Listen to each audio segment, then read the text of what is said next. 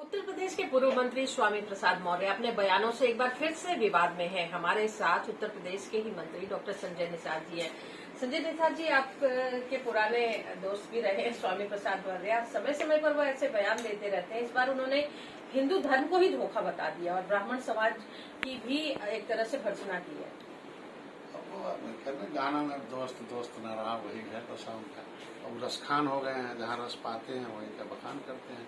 कभी बसपा में रस खा रहे थे तो उसका बखान कर रहे थे। बहन जी ऊपर बैठती थी, नीचे बैठते थे। इन्हीं के सामने निषादों का ताल घाट नदी छीना गया, आरक्षण छीना गया, नहीं बोले 18% आबादी का। इनके साथ जब फिर रस मिलने लगा भाजपा में, मलाई मिलने लगा तो रस खान व्याखान जय श्री राम का नारा रटते रहते थे, ब्राह्मण को नतमस्तक होते रहते थे। और रस सूख गया। जब 5 साल बीत गया तो लगा कि हम चुनाव हार जाएंगे, किसी कुछ काम तो किए नहीं समाज का कभी। तो इधर मिला कि बस सपा में आ गया रस में। अब रस है नहीं। अब चर्चा पर्चा और खर्चा। अब खर्चा है नहीं, पर्चा भी नहीं है, गायब हो गया। स्वामी प्रसाद मौर्य के इस बयान पर समाजवादी पार्टी के कुछ नेताओं ने भी भर्त्सना की है। उनका कहना है कि ये बयान उन्होंने तब क्यों नहीं दिया जब वो भाजपा में थे। ये समाजवादी पार्टी और समाप्तवादी पार्टी में ले जा रहे हैं। ये ऐसे बोलते रहे, इसके मतलब समाप्त हो जाएंगे। इसके मतलब ये जो बोल रहे हैं विवादित बयान, ये पर्दा डाल रहे हैं अखिलेश जी के काम पर। बोलना चाहिए ना। डॉक्टर संजय बोलते हैं कि मैंने बछुआ कल्याण कोष की स्थापना कराई, पढ़ाई लिखाई, दवाई, इलाज, विदाई, मतलब शादी के लिए, मकान के लिए और महिलाओं के सशक्तिकरण के लिए 25 करोड़ रुपया अलग से 25 करोड़, वो पिछला 50 करोड़ मैंने कानून बनवा दिया, अब लागू हो रहा है। निषाद राज वोट योजना है, 3000 ना है। मैंने मंत्री संपदा योजना है, प्रधानमंत्री संपदा योजना में 15,000 में 14,000। लेकिन जब वो मंत्री थे वो भी इसी तरह गिनाया करते थे। तो क्या लगता है कि अभी उनके पास मुद्दे नहीं बचे हैं, इसी वजह से विवादित बयान दे रहे हैं? वो पार्टी के नेता है ना, वो पार्टी के नेता, हम भी पार्टी के नेता। तो मेरी पार्टी ने क्या किया ये कहे ना, मंत्री ने क्या किया ये नहीं होता। ये निषाद पार्टी की देन है मछुआ कल्याण। तो आपका कहना है कि उनके पास कहने के लिए कुछ नहीं है, उपलब्धियां नहीं? वो चाहते हैं कि न ओपन हो ना। ऐसा नहीं है कि अखिलेश जी ने 5 बार सत्ता में रहे तो नहीं कुछ किया होगा। लेकिन अब जब नहीं बाहर आवाज आएगी तो समाज समाप्त कर देगा। आज के दिन मैं कह रहा हूँ ना कि मछुआरे के पास पैसा नहीं है तो 1,60,000 उनके लिए किसान क्रेडिट का मछुआ क्रेडिट कार्ड है।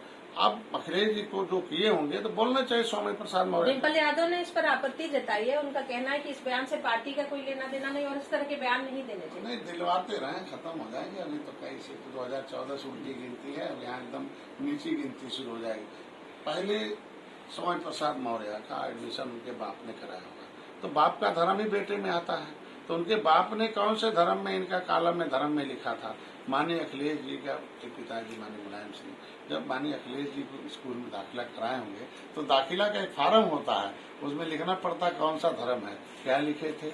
आज माननीय अखिलेश जी को तो अब ये चैलेंज कर रहे हैं ना, ये अपने नेता को चैलेंज कर रहे हैं कि वो बताएं कि मैं किस धर्म में हूँ। तो अखिलेश जी आज बताए ना कि मुसलमान है। स्वामी प्रसाद मौर्य ने रामचरितमानस को चैलेंज किया था और उनका कहना था इस पर बैन लगा देना चाहिए। केदारनाथ, अमरनाथ और बद्रीनाथ मठ को कहा था कि ये पहले बौद्ध मठ थे।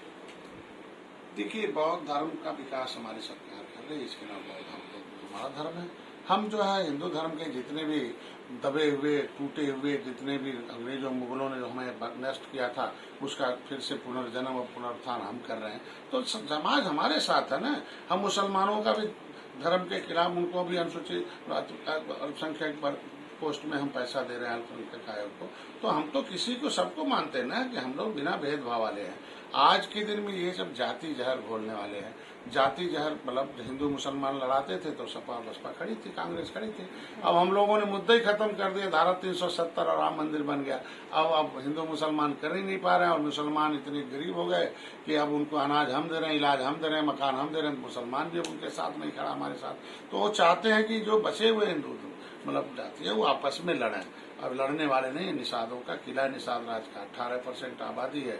मैंने उन लोगों को बता दिया कि निषाद राज किले निषाद साहब, स्वामी प्रसाद के इस बयान पर कुछ समाजवादी पार्टी के नेताओं ने तो आपत्ति दर्ज की है। केशव मौर्य ने कहा कि ये जहरीला बयान है जो समाज में विद्वेष पैदा करेगा। तो हमारे लोग इंतजार कर रहे हैं गाँव में कि भगवान राम के आत्माल सखा निषाद राज थे। निषाद राज ने सेना दे के रावण राज खत्म किया। किला पर्यटक स्थल घोषित है, 20 करोड़ 30 लाख रुपए दे के भगवान राम की मूर्ति 18 पर राम का राम का अपमान मतलब निषादों का अपमान हो गया। राम का भगवान, हमारे भारतीय संस्कृति का अपमान मतलब देश की जनता का अपमान होगा। और ऐसे अपमानित लोग कहीं जाके निषादों के गांव में देखे ना, एक दिन चले जाए, देखा कैसे इनकी पूजा होती है, किस तरीके से उनको हमारे लोग शुद्ध करके देखते हैं।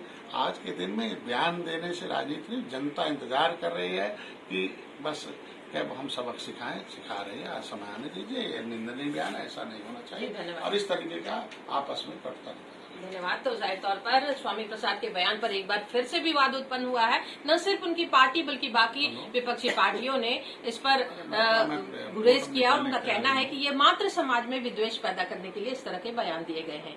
ईटीवी भारत के लिए दिल्ली से अनामिका रत्ना।